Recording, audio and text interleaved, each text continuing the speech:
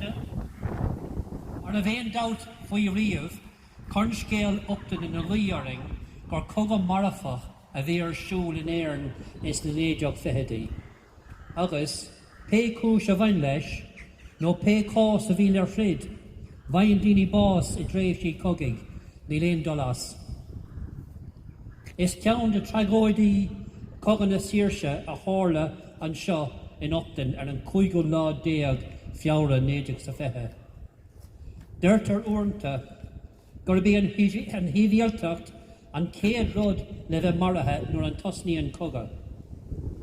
Is rud barbarach mí nádúrtha é coga, ach ní hé sin na rá gur féidir coga a cheachan nuair a há sé ag bagart nó go bhfuil gá ann donna le héad ó hang go chéile. Bhí éirnig ag glóric Saoirse, bhí mar á-lorach le fada, agus ba ceann leis na chearta is bunúsaí é Saoirse agus féin rial nó féin cinúnta fáin náisiún. Ach, tar éis na céta bliain, bhí an cos ar mollag fós. Bhí an córas déanlacha dúilta a dóing, agus bhí éireann lán de aram sasna, agus míad ach mad faoin na smacht. Is iad na sasna go hóg an cogad de éireann, agus bhíad ar fiocfar. Fiú in ag daoine siocáinte nach raibh bainte có leis na hóglaigh nó le éagad eile dá hais. Ní raibh ach gá ráha ag fogad na tíre, géad a dóibh nó donna man cogad na man troda iad féin. Mar a dúirt an General Tom Barry ag an am, they had gone into the mire to destroy us and our nation, and down after them we had to go. The 14 volunteers who responded to the quick call to action at Upton Ambush, along with the many scouts and others involved in the preparation and with the aftermath, were heroes all. What happened here 100 years ago reminds us that war is a terrible business, and the action that took place here, with all its tragedy, reminds us of that horror. The same morning, another major setback occurred at Mourne Abbey, where volunteers were betrayed to Crown forces and many of them were killed.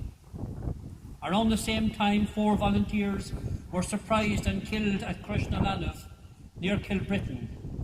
Others had been murdered by Black and Tans and by the Essex. February-March 1921 brought many setbacks for the volunteers.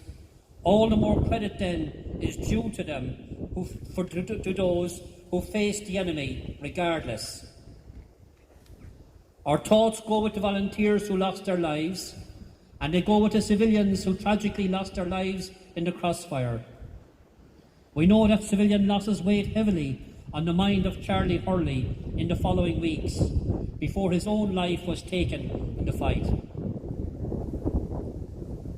Upton was the second train ambush led by Charlie Hurley, who was OC of the 3rd Cork Brigade.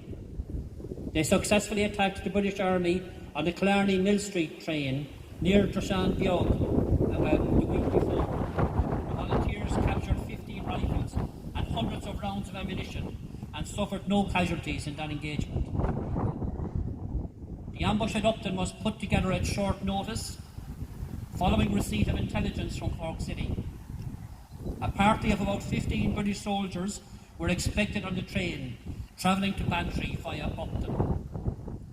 Precautions were taken to watch the train. It was planned that scouts would go aboard, but this didn't happen. Unexpectedly, at Kinsale Junction, just 2 or 3 miles from here, a party of 50 or more soldiers from Kinsale joined the train and mixed themselves among the passengers. Bill Hartnett, whose brother was waiting with the ambush party at Upton, took a bicycle in an effort to warn the volunteers. However, he arrived a few minutes late. Firing had already begun. We do not know whether the British knew in advance that the ambush was waiting for them at Upton, and that consequently the 50 additional soldiers were deployed for a counter-attack.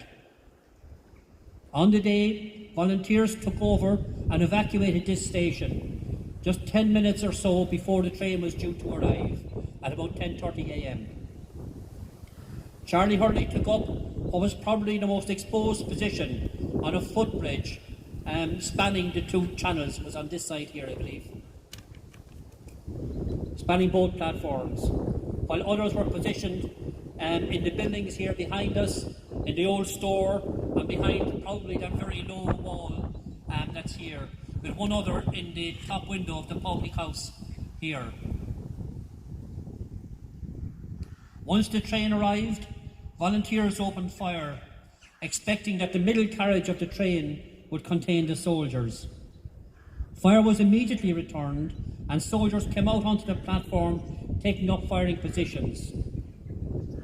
Without detailed knowledge, I think the speedy response of the British Army, of the British military, says that they were ready and probably did have advanced knowledge. The question arises as to why British soldiers were mingled with civilians at all. If the British had advanced knowledge, then it means that they deliberately drove civilians into the line of fire. In any event, they should not have mixed as they did. When Charlie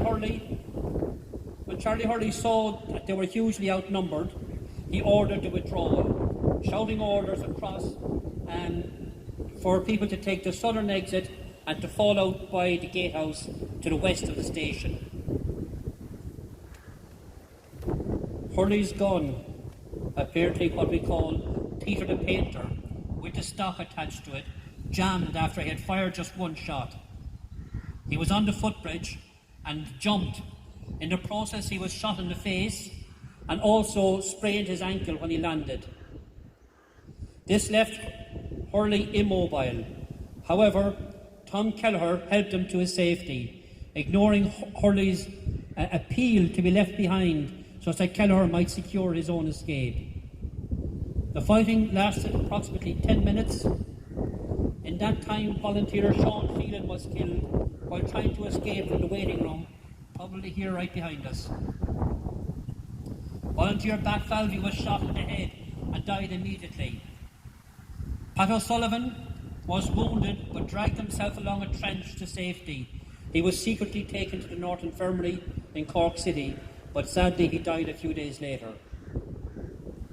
Dan O'Mahony and John Hartnett were also wounded. Dan died of his wounds some years later. Left behind after the ambush and arrested was Patrick Coakley, who had been in the upper window, one of these upstairs windows of the public house behind us. He was later accused of giving information to the British that probably resulted in Charlie Hurley's own death and the near capture of the entire brigade column at Crossbarry. Charlie Hurley claimed that Coakley turned up with a rifle on that day, hid in the house and never fired a shot. Coakley was sentenced to death as an informer. This was later commuted to exile for life, possibly due to the truce being agreed in July. It is thought that Coakley, in his interrogation, had been drugged and obviously tortured by the British. This apparently was a common enough practice that people would be treated this way. Seachas an líochán an tragód féin a chorla an sa, Harod éigent eile, Saimúl ma jouler Upton, sé sin gur chorla sé, ag deire tréis stalk train a bhí seacht bhí is tócha I réim ach a críochnig mína nolog rive seo. Var an stalk a feig sé bhí ach do réir tuairiscí ón airm agus ón tacaíocht a bhór an stalk ó airm na phobalt a féin bhí tionachar nach mór aige an goga. Bhí cógáil ag na card cumann ag deire mína nolog, seachtain tréis cúige bhón a bheith cortha fí rial mílete. Is ag an cógáil sin ar dlach tachtaí na naibrithe, déan go chun deire cóir leis an stailt. Baclumsa is a gur a fechant cadúis leis sin. Baclum a léamh alt on Irish Times, an Irishman's Diary, gur a bheith ní hála calán féin más fíor a dordig deire leis an stailt trénach son. Scríomh Alex White in ar réaltais an alson ó lehan agéin ar Alex White le ceistegin Bhí páirt lánach ag William O'Brien leis an cinenne sin chun deire cóir leis an stailt. Agus a sé saimú leis gur an eblán na bliana léideagus a fethe dó gur daiglig session I meas na card cuman stalk mór chun taú leis an conra angla éarnach ag an áil. Is at son gur raibh lucht aibre chuirde san áit son ag gcuine cogan na saoirse. Déirigh gur fiú doig féchant ar a hiile faoin scéal sa agus cyn ról na canaries na card cuman son a fisrú I gart. A chóirde, Harlín Tragóid mar a dúirt me I ngach coga agus sin a Harlan sa agus ach ag an án céanna Mullamid go Joe na hóglaigh a seasan fód mar a bhulamid gach éon óglach agus is cartí de cumad in ar gifna agus is das eáil gfuil an crostabh mud in gatan sa. Is trú a freisin gfuil an stáisiún trénach sa anis díalta agus is le go nó príomhádach é so hamid an sa ar talamh príomhádach anis a sé sin dochrete.